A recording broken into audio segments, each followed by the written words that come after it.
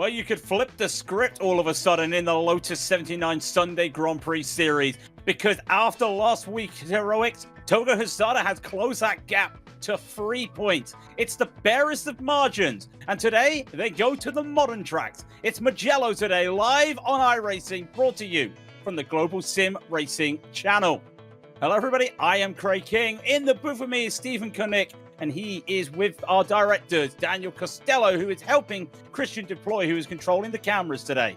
Now, Stephen, this is a track that wasn't used in F1 for a good 30 years, but it has a lot of history. Well, that's it. From sports cars to two-wheeled action, it has housed some of the most prestigious racing, and even going and having some odd ones of Formula Libre of multiple cars, but from 1973 and only being utilized by modern cars in 2020. Yeah, it's a fantastic track and the drivers love it. To find out more about it, let's go to the GSRC Track Guide, brought to you by the legendary Joe Peak. Welcome to Autodromo Internazionale del Mugello. Only an hour north of Florence and owned by motorsport royalty Ferrari, this is a popular Italian track. With a short layout consisting of 7 turns and the GP layout having 15, the full length runs about 3¼ miles, or 5¼ kilometers. It weaves through the Italian hills with pretty much nothing but long, sweeping corners. It makes for spectacular views for spectators and drivers, but difficulty in nailing overtakes. The main spot for that will be into the first corner of San Donato. From there, a climb up through a series of corners that switch back and forth eventually plunges down through Casanova and Savelli. This is where speeds pick up greatly, and the compression up through the first Arrabbiata brings you to the blind crest of the second. Things finally slow back down just a bit with 2 final hairpins at Corientaio and Buccini. Make sure you get the exit right on that last one. It's more than a kilometer run down the main straight. This track was built in 1973, but has seen continual improvements and has hosted the Italian Grand Prix for motorcycles for many decades. In recent times, it finally saw an official round of the Formula One Championship in 2020. With the virtual version now arriving on iRacing, fans from around the globe can experience this breathtaking romp around the Italian countryside. Fantastic little track here, and you can see some of the sights and sounds around the track. Mugello, as we said, is only being used once in modern day Formula, but this is the track that a lot of drivers love, Stephen, and a lot of that comes down to this fantastic elevation changes. And a little bit of technicality. It's all about those high speeds and also just getting the dives through the corners, ensuring that you have got a perfectly set up car. 15 corners to go and deal with it. First open on the 1974, where they broke ground on June 23rd. This 5.2 kilometer circuit does test drivers, known to two-wheeled action for some proper nose-to-tail late dives, and also saw some of the biggest accidents with our GT cars they're going to be battling out. But it's all about the single-seater. Sandoretto going to be turn 1, followed by Luca and into Poggio Secco. You got a short little straight to utilize a bit of the slipstream before you hard on to the anchors into the left-hander of Notetti, Borgo San Lonzo. Immediately, you start gunning for Casanova, Savelli, Alberta 1 and Alberta 2. That long right-hander can keep you rather tricky. Scapera is turn 10, followed by Pelgio, Coretto, and then you start gunning down to Blanche at the end. The sharp hairpin to turn it into a bit of a difficult time. Yeah, it's going to be interesting when we get to that long straight. But of course, we've got to get to the championship standings. And I said it was close at the top. And there it is, just 3 points. And the key thing here is there is no Pauli Partanen today. It's a drop week for him. That's going to have some implications. But Togo Husada is so close. And if you think this is like the days of Mercedes with Rosberg and Hamilton, you would be correct. Look how at the rest of the field. Jack David Spickett, Philip Kuhnhardt, Gunnar Friescher, Nick Thiessen, all battling for that final spot on the podium. I do always like to give that shout out to number 11. Gabriel Martinez is quite close to 11th there over Kjell Enhen Svensson. But there is 2 championships, well 3, but 2 for the drivers. And the F2 championship for those under 3,000 I rating is looking close there, Stephen.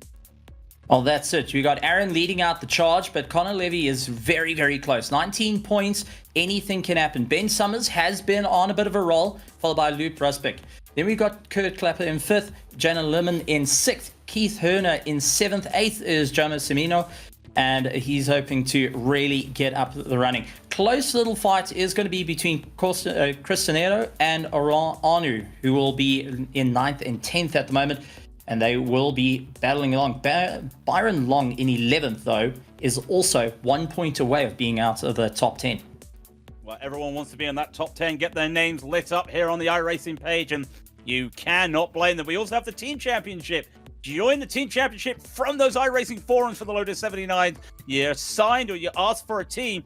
And of course, as you can see, it's the classic teams that you would see back in the 80s and the 70s. Martini, Keith Herder, Aaron Blair currently leading the charge. Going up Friescher. Shout out to him. He's missed 3 weeks. He's on his own for the Ferrari, and he is able to keep on going. And a man also on his own, the purple metallic TVR that Dylan Freckleton has. He's also there. It is so close to those top 3 teams. And again, we are so close to the end of the season. It is now squeaky bum time.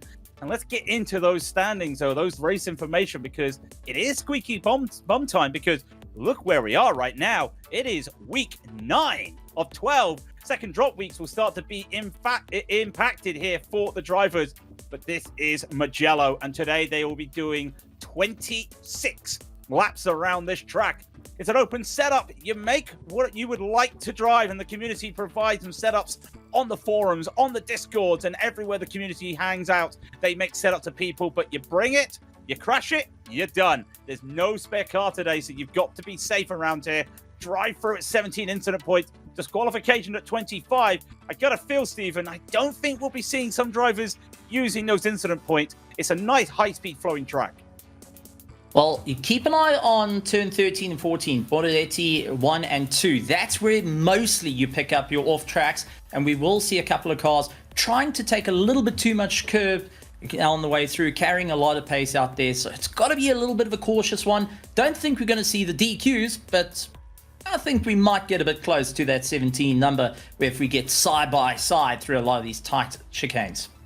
Yeah, be interesting if we go side by side. A lot of high speed sections here. Great for these ground effect cars. Qualifying is almost over. 2 minutes to go. And Oyi Zamamola is currently leading the way. But here is the man trying to take the lead in the championship. Togo Hisada. It is early in the day. He has been looking like Ono Sato in the Grand Sumo Championship at the moment. Undefeated in 3 races. He's looking to make it 4 from 4 after being the man who could not get a win. Finally gets it, and like London buses, they are on their way for him. He comes down the start-finish straight for the first of his 2 laps. He will cross that timing beam. It's a 34.5. He's got to find half a second. But when you've got Zamalola half a second faster than everyone else, everyone's trying to play catch-up. Well, it's going to be an interesting for Togo-san to try and get that first place, but it is Neva who's out on a proper charge in the top 10, trying to really slide the car around, and you can see low downforce required on the circuit, sliding it out, really trusting that some of the aero is going to kick in, relying on mechanical grip, but it is straight line horsepower, comes across the line to try and beat that 35, and currently is able to do it with a 34.7 as he comes across. He's gotten quite happy about that, jumping into the top 5. Jumping into the top 5, he'll be happy with that. Had a really good race yesterday in the Lotus 49 broadcast race on a Saturday afternoon. But this is the 79s. He switched up the machinery, and from no downforce to all the downforce. And now, what can Hisada do? What can he find as he comes through Pelagio down into Correntino at turn 12? The first of the double sweeping downhill corners. It's the right, it will be the left shortly. But Blonletti 1 and 2 here takes all the curb he can, using that 4-tire off track to his advantage. He's got to find a lot of time here. 0.4 of a second doesn't sound a lot, but trust me, half a second goes just like that. Comes out at the final corner through Pristine. He's going to run down to the line, take it as tight as he can to the start line. He's looking for a 34 flat. Is he going to get that 34 flat? He gets it by the barest of margins and 300ths of a second ahead of Zamalola. What a qualifying time that is from the Japanese driver. And he will go to the top. And we'll just have a quick moment to go over those times for your grid today, with Toga Hisada taking charge at the top for the 3rd, 4th, 5th race in a row. Zamalola will be in P2.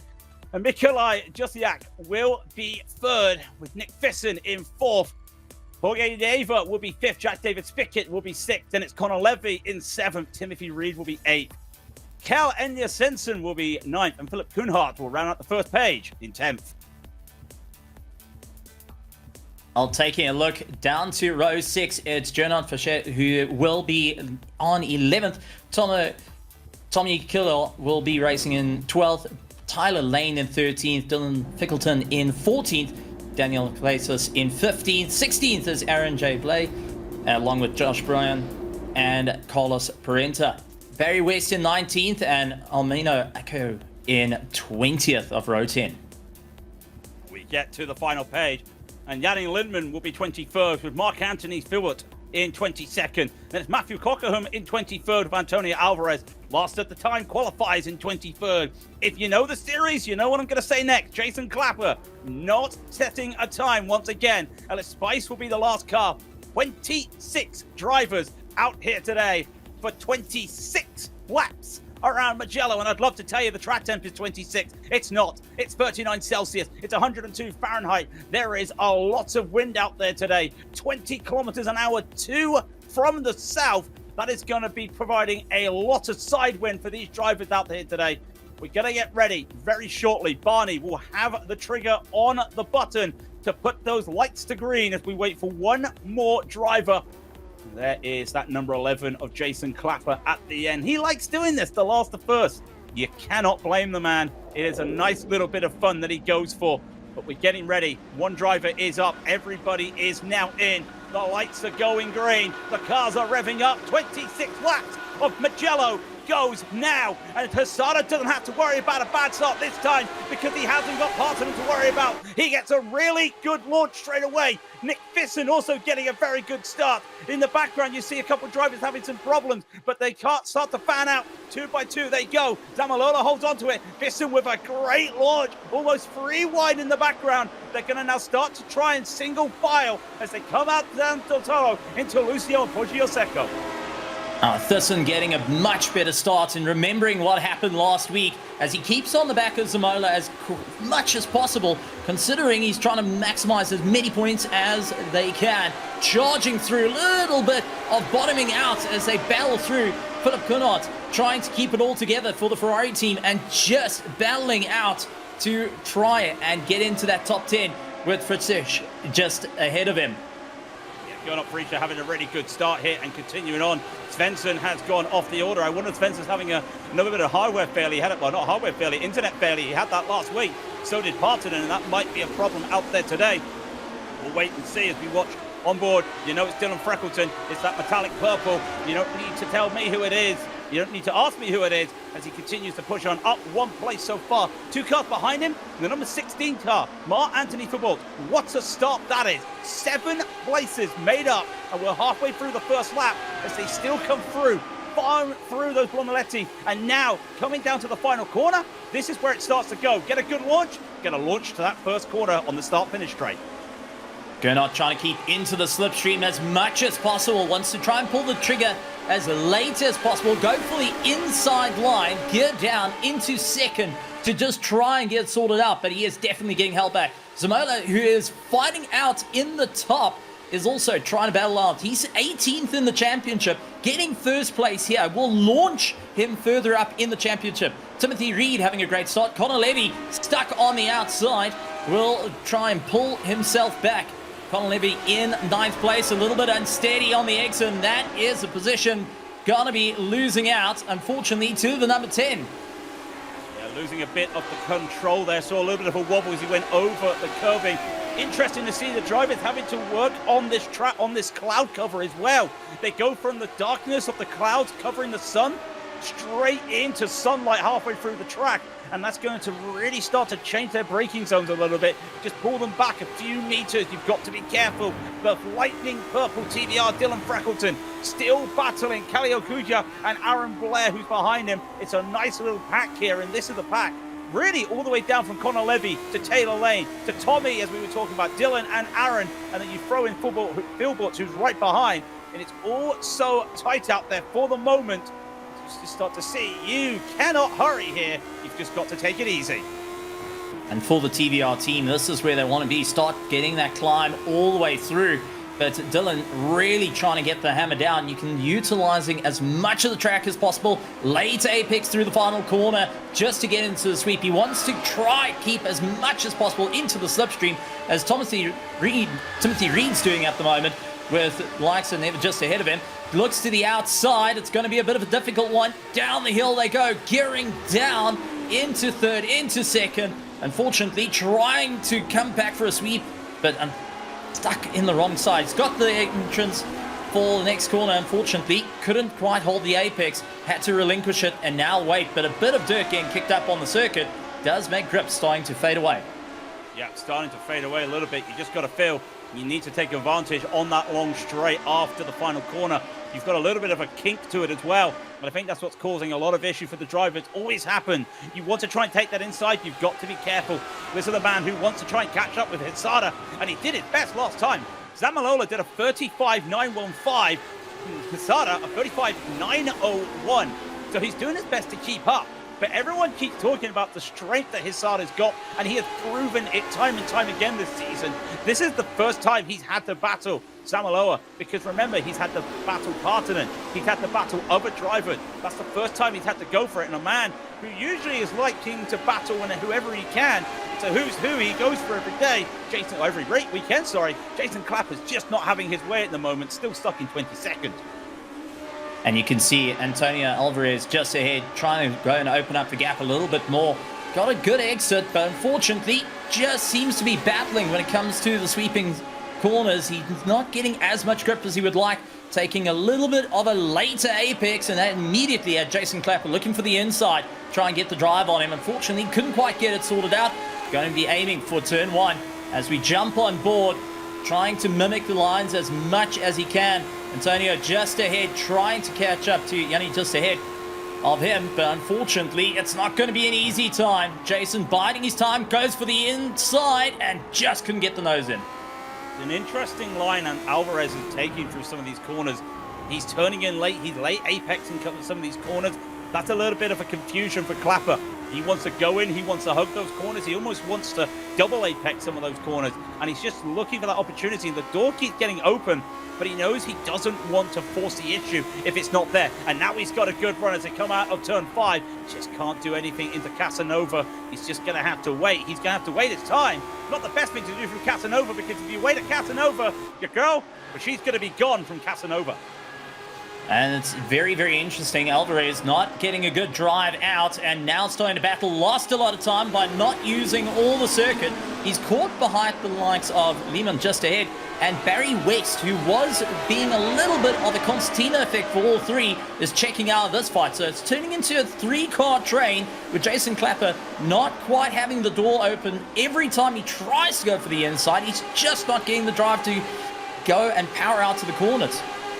Clapper's got a really loose set, and there you see it. He's been getting on the throttle, and that rear been a little bit squirrely, and it's been really interesting seeing him fight the car a little bit, kind of like the old days that you'd see back in the 80s with these cars, trying to just hold on. And I feel that Alvarez has a good run here on that red car of Lehman, and this could be the moment he needs. Alvarez is going to go to the outside here to look for an overtaking opportunity. Remember, you're taking a different line through San Donatato, and he actually may get this stuck. He does. Best of the late breakers. It belongs to Alvarez. He holds on to that position. Great overtake around the outside. Just what he needed in the first quarter of the race. Jason Clapper tried following through, but just wasn't close enough to capitalize. Now Lehman is going to keep in the toe and try and pull himself along, and Clapper needs to pull the trigger if he would like to get the climb out. At the moment, getting a little bit of a tank slapper, as we do see one of the cars rejoining, and that looks like it's Aaron Blair, who's gone off circuit, now rejoined in for the fight, having to scrub those tires clean. Yeah, Aaron Blair decided that he would just pay a visit to the exit curves, the anti-cut curves, hit the sausage, and these cars don't really like going up in the air a little bit, and that's what happened to him. Oh, and a mistake there from Lehman. A mistake from Lehman allows Clapper to get through, just not having the best of time, getting on the throttle with these cars, and to be fair, you can't blame anybody. It's so tough to get on the throttle hard with these cars. Otherwise, got to be careful not to overheat the rears. over spin the rears, and then just let that car go sliding. And talk about sliding, there goes Clapper once again, not missing anything at the front, because this battle is very enticing as Aaron Blair is looking to make a recovery. Posada getting the fastest lap time. Blair up on the inside of Lehman, trying to get the drive. Martini Racing trying to get a little bit of a run here for championship points. Just didn't have the gearing. And now it is all in the slipstream. Going to try go for the inside line.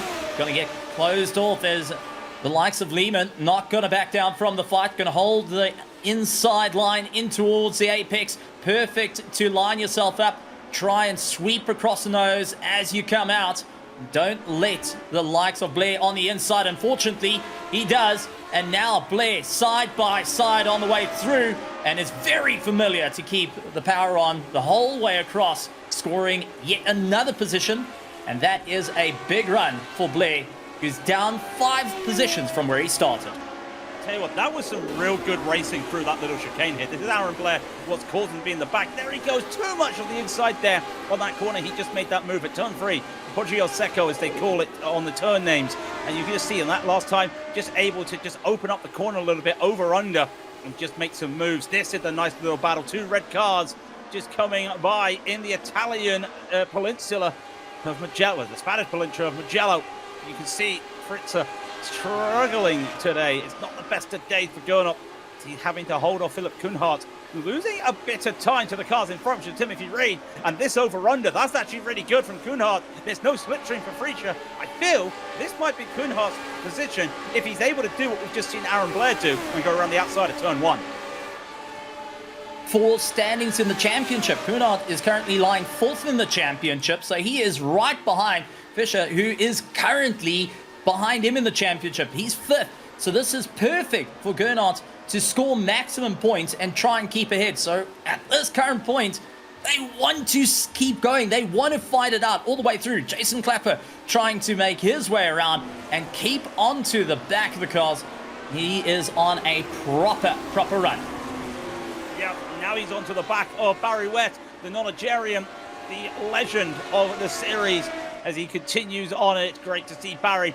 He knows he loves it. He loves having a little battle, but this is the battle we've also got to keep our eyes on, because last lap, Zamaola, he managed to gain a 10th and a half on Toga Hisada. And as you saw on our timing towers, you saw that big purple text. He went fastest lap last time, but he's not having a good middle sector here. And that's where you really try to want to make all the time up in this track, because it's such a high flowing part of the track. Not able to do that, and now this is starting to just close up a little bit, but he's not close enough really to have a go and a look coming down into turn 1. Aloha is really trying to mimic the lines absolutely perfectly. Doesn't want to lose that slipstream on the way through. And this is because of low aero that they're utilizing. They're relying on just the ducting underneath the car to stick him to the ground. But Hisada just trying to break that slipstream, stuck to the outside. Here comes Zamaloa on the inside, getting on the power. Bit of a tank slapper, sweeps across the nose. Do we have a change up for first place? Hisada says no thank you, not going to happen. He's going to fight it out right the way through. Unfortunately, was a little too far out on the outside. Yeah, that was caused. Togo saw it in the rear mirror. He saw that Zamalola was going a bit too hot into the corner. He didn't want to turn in, otherwise it would have been danger for both of them. And they've gone side by side through 1, through 2, through 3, now 4, now 5. And can Zamalola hold on to this? He's losing a little bit of the balance. He cannot. But they were a second and a half ahead of everybody. And now, welcome to the Hisada train. Population 4, because Fitson and Chusak is right in the back of this conversation now. 4 cars now battling, and Hisada's got to feel he might want to start to pull that gap again.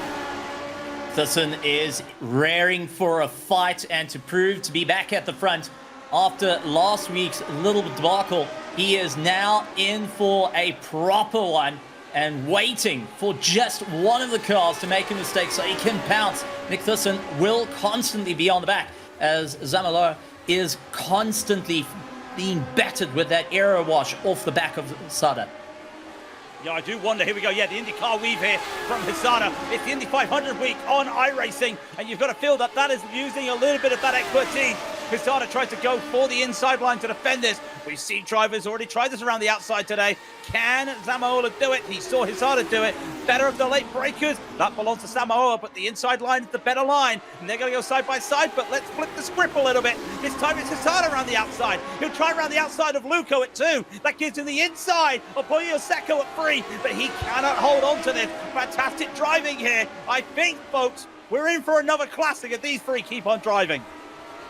Nick getting in for the fight as well, as Togo's got to be very, very careful here. Nick on the inside trying to go for it. Unfortunately, just didn't have the run. And now we got Jazak going and closing up as well. So this is turning into a battle for second, third, and fourth, with Toga making small mistakes, touching the dirt, losing a little bit of traction, and now Nick coming back at him at a rate of knots. Well, earlier in the race, people said that Hizada was Verstappening out there today, and it really did feel like he was taking charge of the race. And I do wonder if he's just overheated the tires just a little bit. Track temperature's gone down to 37 Celsius, 99 Fahrenheit. That's not a lot to make a big difference out there today, but the cloud cover has gone. There's not a lot of dark spots on the track anymore. So it's going to be interesting to see what he can do as the track starts to heat up. Hizada likes it loose on the setup. Maybe that's going to help him. Behind, though, 2 seconds behind Jack Davis Pickett, he's not getting involved. But you've got the feel with these four start battling, I think we may see more drivers get involved in this scrap. Jazak going in for the fight. This one having to be very defensive, holding the inside line. This is going to be a proper battle down, and immediately a big defense from Nick to try and hold back Jazak as much as possible as we jump on board off the rear wing. These tires starting to creep up to 100 degrees plus at the moment as they slide their way through, trying to keep those turbos spooled up to continue on the drive, and that's always the most difficult. You don't want to gear down too much, lose all the traction, but you also don't want to be too low in the revs and not have enough power out of the corners. So now the question for Hizada is, has he got those tires cooled down a little bit? Because he's the car in the front of this little pack here. He can see that he's starting to lose time to Zamalola, but he also has to respect that he's on a bit of a battle here with Peterson behind, and he's now starting to crank it up a gear. He's found that gear on the tires, on the bicycle. He's found it, and he's now starting to pull away. This battle's now going to be a two-car battle as Peterson trying to hold on to Nikolai in this Ford-inspired livery.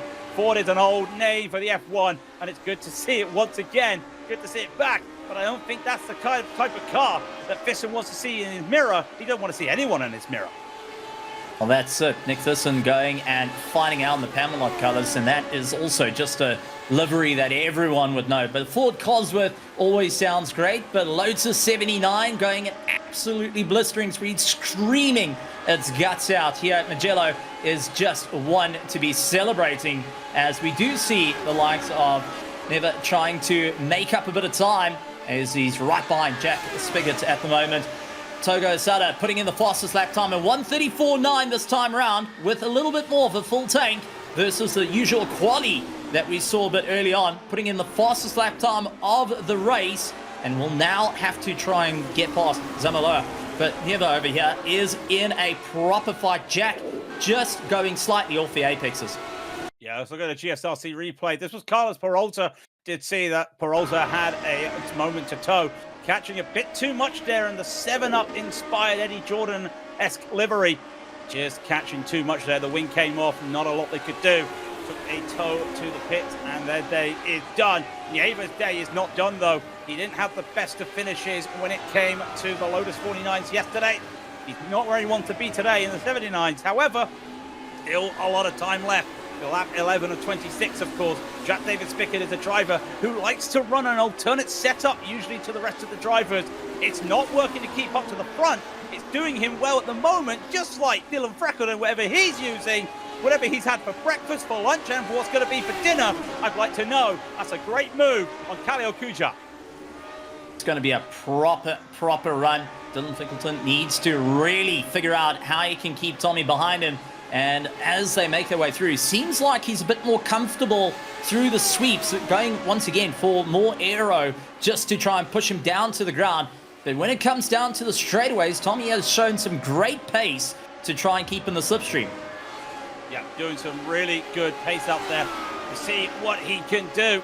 and now he's just having to hope that he's got the slipstream available. He really wants to try and hold on to another position. He will look, and you can see that he's looking. Not going to be able to get it this time by, and this over-under has been working a lot of the time. Remember, it's an uphill incline for that turn 1 at San Donato, and sometimes taking that outside line had proven to be better for some of these drivers today.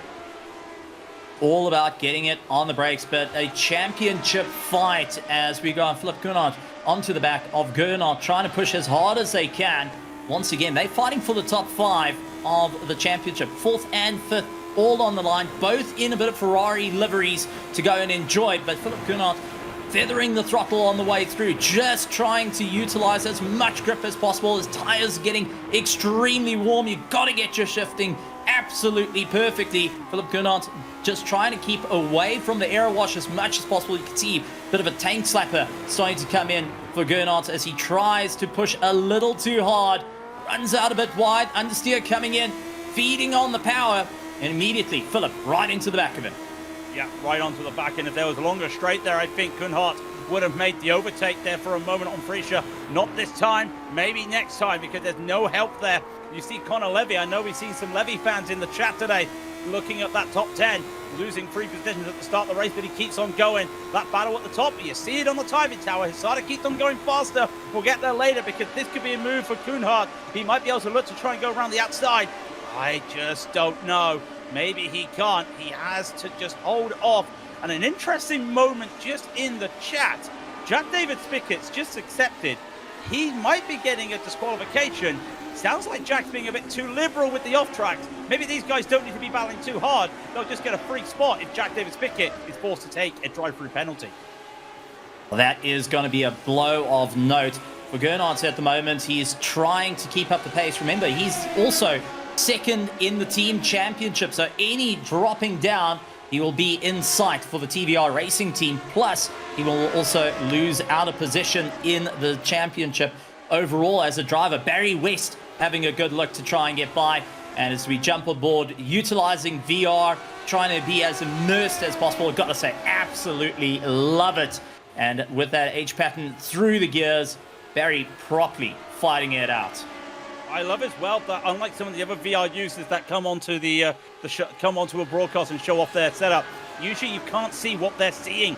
And his TV, his PC monitor's right there. So we get to see what he sees. And you start to see how he cranks the head to look to the left and look to the right. It's a fantastic experience. One day, I keep telling myself, I will give that experience a go. Today is not that day. This month is not this month. But at the moment, Barry West still looking for more time on Blair. He started 19th. He's still 19th. That position doesn't matter to Barry. He's just happy enough that he's in the middle of a fantastic little fight. Well, I'll talk about having the best seat in the house and virtually getting the best seat in the house in the top split here in the Lotus 79s. But it is still the Classic Lotus Grand Prix. It's round 9 of 12. And Barry West needs to score as many points as possible to launch his way up into the championship. Yeah, he wants to do it. Josh Brain as well, just having a little bit of a moment out there as Daniel Gallas holds on to that P15.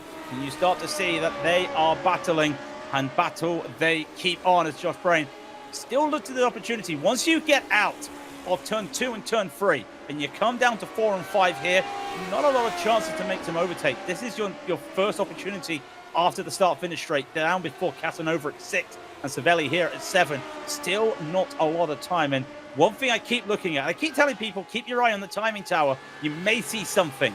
Look at that gap now between Hisada and Thyssen. All of a sudden, the moment he realized he was in struggle, he was able to pull ahead of everybody. And now it's just a two-man fight at the front, just like it's a two-man fight right now, as Kunhardt continues to look for a way around Gernot Frischer. Take a very tight line on the way through and utilizing as much of the curb as possible on the right-hander. But you can see not wanting to push the car too hard at the moment, trying to keep the tires alive for just a little bit longer. 26 laps is a long time in these cars. To keep it consistent, the last thing you want to do is have the tires going off a cliff on you, and you're not going to be able to take the fight. And considering Connor Levy is catching up at a rate of knots behind him, they're in for a proper fight. I'm starting to wonder if Kunhardt here has got a little bit more aero here, a little bit more wing, because he's really quick here and catching up in the tighter stuff that we were talking about, the second half of the track. But on that straight, he's not catching a lot. And I'm starting to wonder, maybe he is just taking a bit too much downforce. We know who doesn't have a lot of downforce. We know that Hissada loves to slide this car out a little bit. And I think that's what we're seeing right now. Comes around once again through our Ariada 1 and 2, down into turn 10 and 11. It feels like you've got 4 chicanes on this track. He's trying to utilize them more, and after he won at a 4 chicane track last week at Gilles Villeneuve, you might think he's a little bit at home here at Mugello, but he is struggling today.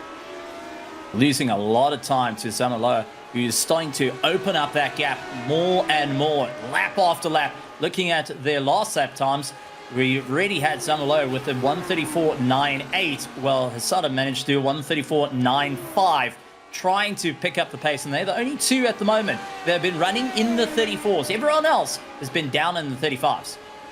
Yeah, they have been absolutely on it today with their times. And I tell you what, it is interesting. I've looked at the stat sheet that we've got, maybe looking at an old one, but I'm pretty sure I got this right. Zamaloa has never won a Lotus 79 broadcast race. He's only done 8 races, 10 races, I think. From what my stats say, it's one of those 2 numbers. And he's never had a victory, according to our spreadsheet. This could be a sizable victory. And how cruel it would be for Hissada when he finally gets a winning streak and he's no longer the bridesmaid. Out of nowhere, he's back being P2. But even still, a series, a season where all he's had is P1s and P2s, you can't complain. But he wants one number. He wants that number 1. Well, Zamaloa has only done 3 of the races out of 9 heading into this, so he is properly going and battling out. So this would make it race 4, and a win would be absolutely fantastic. As you see, Jasak onto the back of Thyssen, now trying to make up some time. Late braking, trying everything he can. Thyssen getting an easier drive out, lots of grip underneath him. Track getting a little bit dirty on the exits though, and that's where you got to be so careful. And Thyssen losing out under braking. Take a look at Jasak on the power early on, through the sweep, side by side they go. Thyssen just managing to hold on. Biagnetti is such a tight track corner there. You can't really go side by side there, but he's been able to get that inside. And there is overlap here as they come down into turn 15 into the Bucine curve. But he cannot hold on to that despite he had the inside. And now you see Peterson, he goes for that defense. He does that weave. Zamaloa goes fastest once again. Hissada keeps trying to catch him, but this is for the final spot on the podium. And Mikolai will going to have to go. He sells the dummy. Is he going to be the best of the late breakers? He is indeed. Can he slow this down? He absolutely slows it down. And by accident, he cuts off the line of Peterson. He will go back up to P3. And a good little duel that was. It is still going though. Oh, Thyssen had to think quick on his feet. It was so close of having his front wing crunched. But now Jasak needs to get the power on and get away. Thyssen tried getting underneath him, and just see how close he's keeping it. It's going to be lost to the late breakers again. I can see it. And now Jasak has to watch those mirrors like an absolute hawk as Thyssen wants that P3 back. He hit the curb. Peterson hit the curb there, and he's lost a lot of time. And now that's going to cost him probably a couple tenths, but he just has to just hold on there, and there he goes. That's all the time he could do. He's back on the car and able to just keep on fighting. And what can he do? I'll tell you what, the leaders, they'll be coming down that start-finish straight in a moment. What was interesting is it does say Zamaloa did set the fastest lap time. Hissada was fastest. However, it does not count. He had an off-track last lap. He's making sure he doesn't do a lot of those today. That's what he's trying to aim for, to try and catch up. Peterson, though, he's going to try and do this one more time. He's done this once before. Surely he can do it twice. But fool me once, shame on you. Fool me once, shame on me, says Mikolai in the front of that Lotus 79. And Zamaloa doing the fastest lap time yet again, 1:34.5, as he tries to open up the gap to Hissada.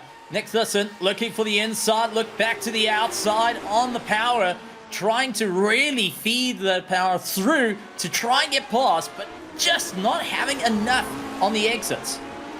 Yeah, he's not got enough on the exits, and we start to wonder if that a downforce issue, can't get on at the pace, and that might be the small issue out there.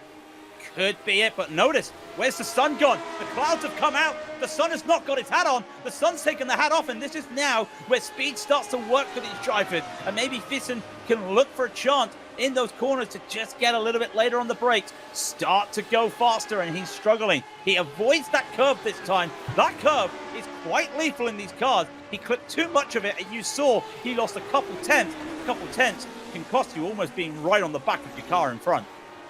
And dropping a wheel off circuit constantly, picking up those X's. Remember, they're only allowed to get up to 17 before you get that drive through, 25 for disqualification. I think Nick Peterson is getting closer and closer to that and will be starting to worry about it. Might actually come a little bit off the throttle to just try and protect himself, and that's going to open up for Jack Spigot, who is right behind.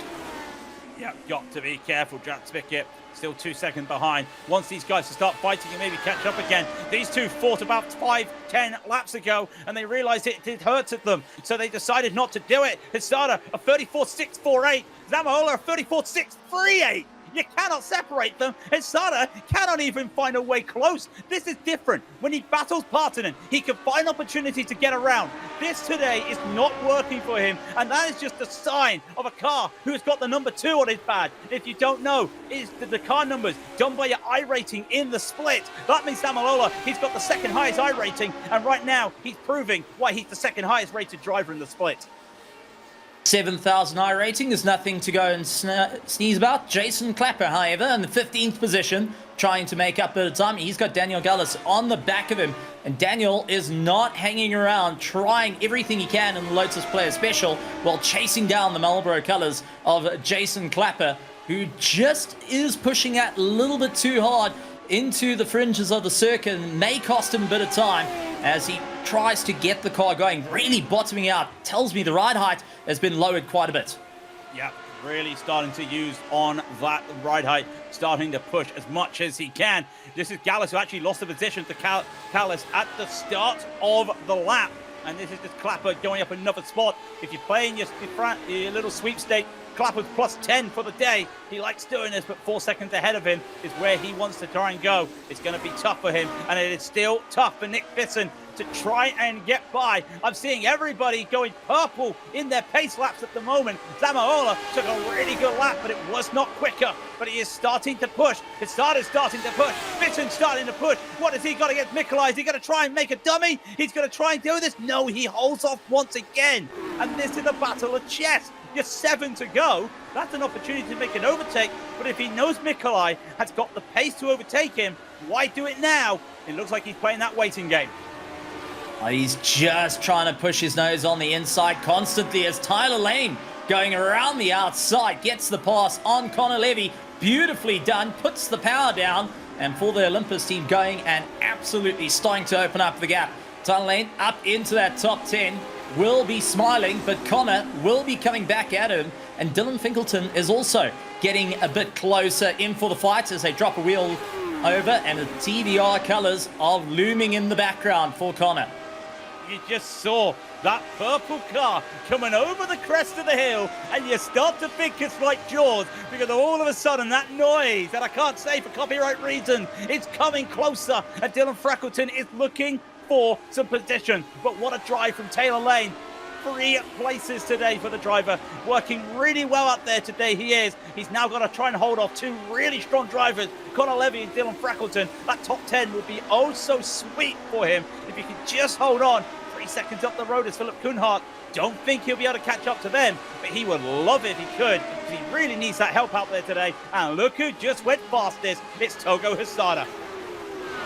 Absolutely amazing, setting a 134.37 while likes of Zamaloa doing a 134.39. That tells you how close they are in pace with one another and ensuring that it can take it to the top end of the fight. But 6 laps to go. Who's got enough in the tank to push on? Timothy Reed, however, is in a fight, getting a little bit unsteady as he tries to bring himself back and duke it out yet again. Yeah, Jorge Nieva will know this track pretty well. It's a local track in Europe. Trying to fight on and knows how to get this car to keep it on defense there. Timothy Reed trying to go around the outside. did not work for Timothy, and now he's on that defense, kicks up some of the dust. He comes out of turn 5, down into Casanova he goes. Still trying to work it out. The dirty air washing around, really starting to force the car do things it does not want to do as he just tries to utilize that downforce. Comes up through once again, through 8 and 9, but losing time once again. Dirty air, that wash starting to affect him. And even still, when you look at that wind, it is still southwest. It is still coming from the south, and it is getting harder today. And take a look just in shot as well. We have Gurnon starting to put his nose in, catching up to the two that were fighting it out. And we may see Timothy Reed going and switching his focus from ahead of him to behind him as Gurnon running a little bit quicker every single lap. Single lap they keep on going, and look who just went faster last time by. Namahola did a 34.1, Posada did a 34.2. We're watching these guys. Timothy Reed looking to try and make a move wherever he can. Not sure he's going to be able to do it against Nieva this time by, but you see Frisha just in the background. There he is. And just starting to now see if these two keep on battling.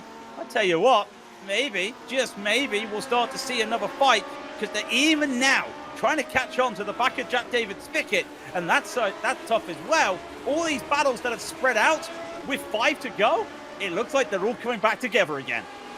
It's going to be the last of the late breakers. Who's got enough in the tank and who has got enough to push through to the end? For Osada, it is an annoyance at this point as Zamaloa starting to open up the distance more and more as he tries to take a little bit more corners and runs out a bit wide, picking up a bit of dust on the right front every step of the way, just not having an answer for Zamaloa ahead of him. Yeah, no answer, and I wonder if it is just the fact that unable to really find the opportunity to make an overtake around here. It is such a tough track to make those overtakes. We talk about the high, fast flowing sections here, a track that drivers love, and you've got to feel that this is the track that these Lotus 79 drivers have enjoyed this week here as they finish the week up. Well, they'll finish it tomorrow, but this is the big end for them today. Have any of these 3 drivers gone purple this time by? I'm keeping a look. Oh, they have. Namahola, he went fastest with a 34.239. It started with a 34.114. It was an off track though. It doesn't count for those stats of fastest lap. It's interesting. I keep mentioning this because the fastest lap does give 2 points to the champion, to the driver in the championship. Those 2 points probably can make a big difference at the end of the season. We've seen it last season where it came to a close finish in terms of the fastest lap being the split. But Zamaloa having to really put the hammer down. It also makes me wonder how much X's has Hasada picked up during the course of this race. Has he been a little bit too liberal with the off tracks, or is he now just waiting for the perfect opportunity, a little bit wide on the exit and just trying to fight the car back, feathering the throttle the whole way through, late on the anchors, just trying to figure out where can he get the drive, where's the grip, has the tires gone and cooked? You know, I don't think they have yet. The track's getting colder once again. 32 Celsius now, 89 Fahrenheit. The track will start to get faster, the tanks are getting lighter, and that just means you're going to start to see the speed really kick in now as they start to head down. It will be free to go when they come around boosting down to the start-finish straight. Who gets a good line here? A little bit of a slide just at the end there after the apex for Hisada. Not going to affect him too much. 18 seconds up the road is lap traffic. We can cross that out. It's not going to be a factor today. This is going to be crucial. He needs to be closer. He needs to fight with the dirty air today. Look how close Hisada goes. He takes that fastest lap. One of these drivers is going to break into the 33s very shortly, and it may be the man right here in Togo Hisada. Utilizing that slipstream is definitely helping, but how long can he hang into the back of Zamaloa before they get to the end of this race? For Zamaloa, he's now starting to watch the mirrors, starting to identify where Hisada can go on the attack. Where does he need to defend? How hard does he need to push as he gets on the power? Really struggling to keep the car in check as they slide their way through, going up through the gears. And gotta say, utilizing an H pattern is so much more fun when you heel toe and you're in a tank slapper of a slide.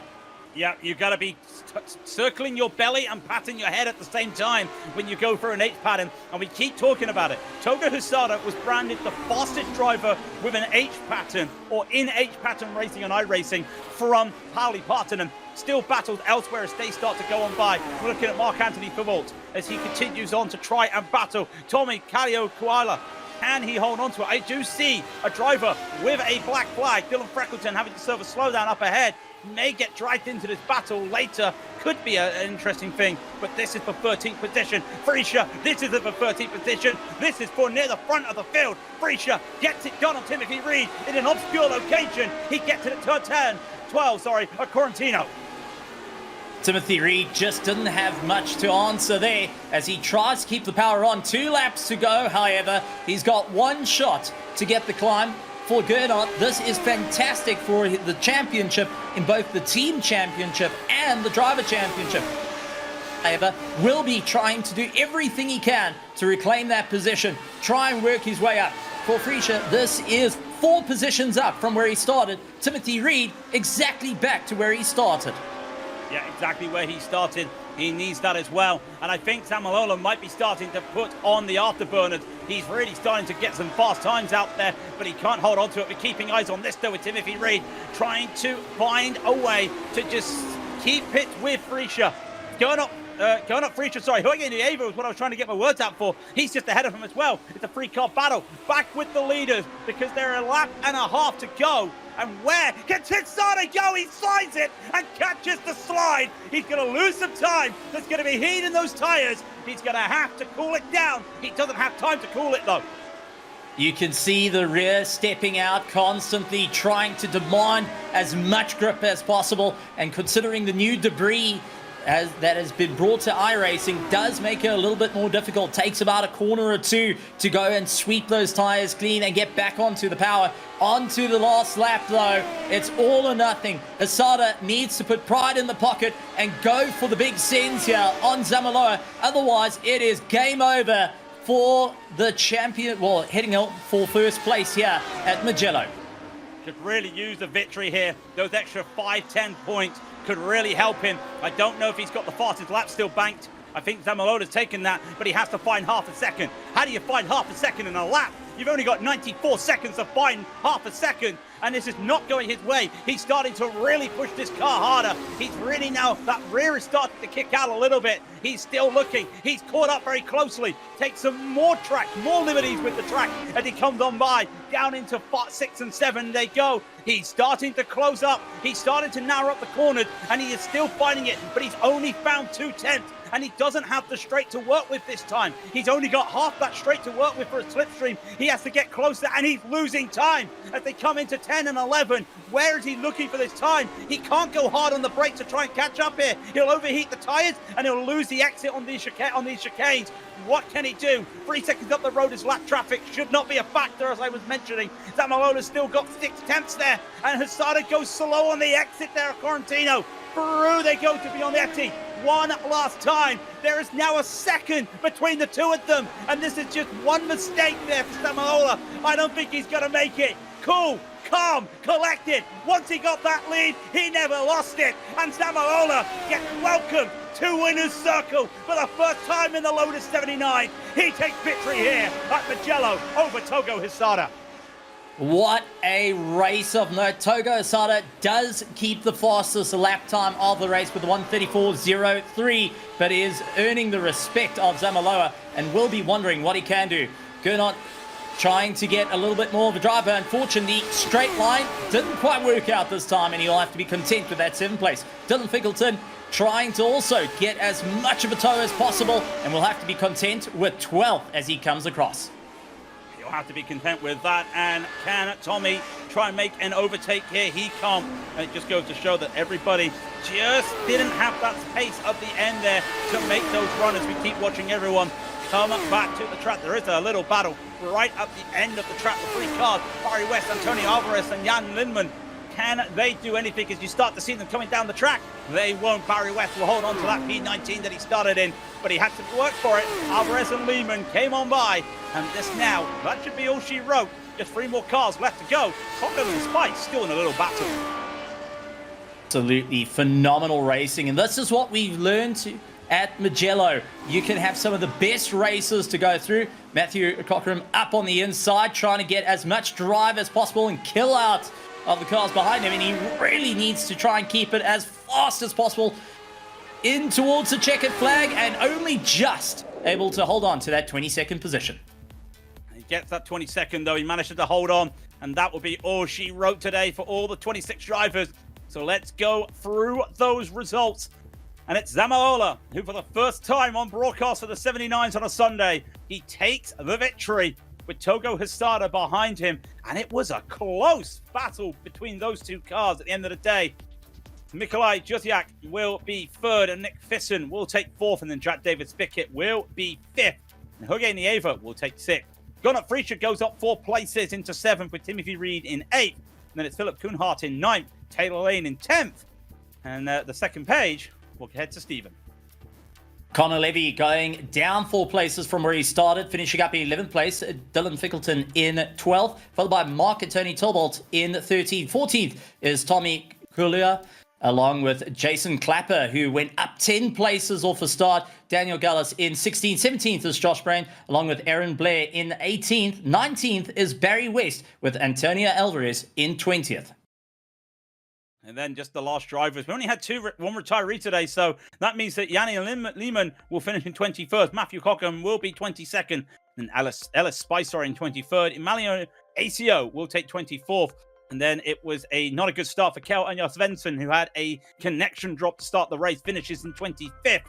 Carlos Peralta, we did see, unfortunately, retired after that incident, will finish last in 26th. Unfortunate what happened there, but what a race that was, Stephen. It just goes to show that this track is fantastic, but it did feel like the dirty air really caused a lot of issues for those drivers today. It was an absolutely mental one, and I just want to say, let's run it back. Let's do it again. Let's have some more fun. I mean, the Lotus 79s really put on a great show for the Sunday Grand Prix, and especially for round 9. As we get closer and closer to the end, everyone is pushing that little bit harder, and it was evident here tonight for the top battles. And I gotta say, it doesn't matter where you look in the field, it is just nose to tail right the way through. Well, we'll have a quick look at some of these highlights at the start there. I just love that you can just see Dylan Freckleton in that electric purple car there. Really hot handing on, and a really good start from everybody. And this was the start of the race that we thought maybe his starter's got this. Maybe he just goes ahead, set a really good time, and set some really good pace out there today. Was unable to do a lot once he lost the position. But from here, everybody just thought it was like a Max Verstappen show. Took a real good launch and was almost going to go ahead. And just look at some of the starts there. Some unfortunate starts for some drivers there. Got to be able to handle the clutch control. That's the main thing about these cars. Bring the revs up, get yourself going, and don't let it bog down. 3 wide into the first corner, as there's plenty of space, as all Lotus 79s kept it going right the way through, and having to deal with cold tires as they push on. Yeah, as he pushed it on. I know you were saying, let's run this back. These guys have already done a race earlier today. They did the last time slot as a warm-up, so let's not run it back 3 times, because I know Togo was asked that earlier in the season, and he said, I can't, I'm an old man. Remember, he's not an old man, but remember, he is from Japan, and the time zones are not very favorable in Japan at the moment. There was that one incident we saw, the one retiree today, well, one of the retirees, sorry, that was the number 18, Aaron Blair. He had that spin, managed just to recover, though. Good recovery. He was only -2 for the day, still finishing 18th, but it could have been a lot worse for him, and this was when the battle started to kick in. For first place, and it was side by side, 2, 3, heading into 4, going towards 5. These two cars had a great duke out, but also Nick Thisson then started getting into the fight as well, trying to put a little bit more pace underneath him. Fortunately, dropping off in the later part of the races, but early stages, Nick got the best run. Unfortunately, there's the 18 spin into the wall, and going and taking a little bit of liberties to come back on track right before the entire field comes through. Well, we did see what happened there with some of the battling with Togo Hisada. And I do think that we may be able to get Togo Hisada very shortly for an interview. And we do have Togo right now watching more of the highlights. And Togo, that looked unfortunate there. For a moment, it looked like you were going to be dominant. But once Zamalola got by, it looked like you were struggling in the dirty air. Yeah, I know. I not say that the Oya has a pace. It's on another level. I realized it in weekday practice. And I hear about the Pauli going to miss this week, so it's gonna be one battle with Oya. And I prepared everything, but let's face it, it's a little bit. Oya is better. Oya was better than me, so first, fortunately, I took the pole position, so I tried to defend the position. I don't want to follow him because he's faster than me, so I try to defend as I can, as possible, as good as I could. But he passed me, and then barely struggled to keep it going. Struggled to keep it going and try to hold on there. I will say, was it a little bit of relief that Pauli wasn't here this week? Because every race he's beaten you off the line. You didn't have that pressure today. Yeah, but if I crash this week, or if I took a third place or fourth place, it's gonna be very my confidence damage is so big. So without him, but pressure is high. Pressure is always high here at the front of the 79. So it goes from this fantastic track. We are at Virginia International Raceway next week, VIR. It's a smaller track. What are you expecting in these cars? Because this is probably the fastest car you have driven around that track. Yeah, and the track is very narrow, so qualifying is really important, and the race is very tough to follow the other guys. So just practice for the qualifying under the start launch. It's bigger part of that, of the race. Will all come down to who gets out to the first corner the fastest. Togo, it's great to hear from you once again.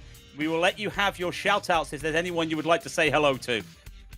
Global SimRacing Channel broadcasting team, thank you so much. And the Lotus 79 communities. Well, as I always like to say, arigatou gozaimasu to you, Toga Hisada. We will let you go get some sleep and get ready for the morning. But thank you once again for coming in. That's Togo Hisada finishing in P2 today. I'm just looking, I think it's only fair. We caught the man having a lot of battles out there today. Steven is side by side with the man known as Barry West. Barry, what a race out there. You got a good start off the line, charged your way through a good number of battles. How was the start for you, getting all revved up and trying to launch into that turn one? Well, actually, I didn't have a very good start. I got a bit of wheel spin, and I thought I was going to get swallowed up. But I thought I'll go around the outside, because then you got the inside for turn two, and it paid off. But yeah, I had some great battles with Aaron Blair. We had a good little tussle. But the trouble was, I knew he was quicker than me, and I thought I couldn't hold him off for that many laps. So I was going to lose time to Antonio, who was catching up. So it was like a bit of a balance. What do I do? Do I have fun, or do I try for a finish? And Antonio was all over the back of me the last few laps, but managed to hold him off. So yeah, that was good fun. And earlier on, actually, it was Josh Brain, wasn't it? And Daniel. That was good fun. But of course, once Jason got past, that was it really. But yeah, I'm glad got top 20 finish. That's good. Yeah.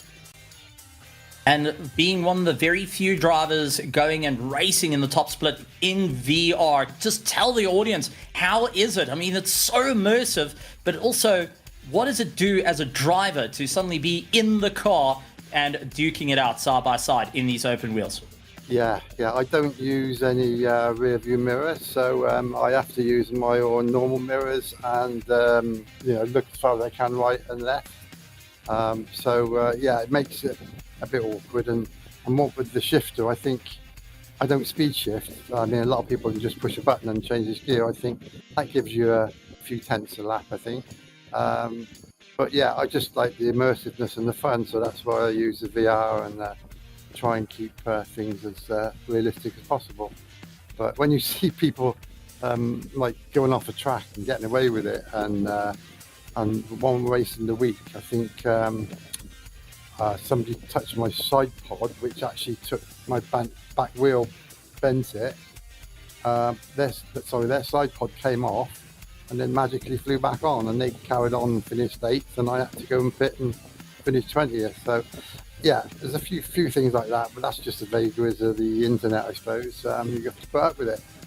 But yeah, with all the new drivers coming now, though, it's I used to be top 12, top 10 if I was lucky, but now I'm just lucky to get top 20.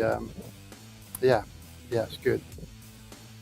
Absolutely great stuff. Well, since we got you here, anyone you want to have a shout out to here in the GSRC and with iRacing? Well, I'd like to give Josh a shout, Aaron and Antonio, for having such a good race and so much fun. And I can go and have a cold bath now. And obviously for you guys and my dear wife who wants to let me do it. Absolutely fantastic. Nothing more important than family. Barry, thank you very much, and well done once again. Racing in VR, I salute you on that one. Cheers. Yeah, Barry West there, always good to see. One of the oldest drivers on the sim, and you can see it does not matter what your age is. It does not matter what you run with. It is fantastic to see the people of all ages and all skills coming around, having some fantastic battles. But as we mentioned, next week, Virginia International Raceway. And if you have loved what you've seen today, remember, this is a free track. All you need is the car, and you've got the track already, and you've got this fantastic track from Virginia, a legendary track on the sim and a legendary track in America. It will be fantastic in these old school machines. So that is going to be one to watch out for next week. Same time, 16:30 GMT/UTC. I remember in English I use GMT, I do apologize. But it's going to be the same time, same day, and you do not want to miss another race.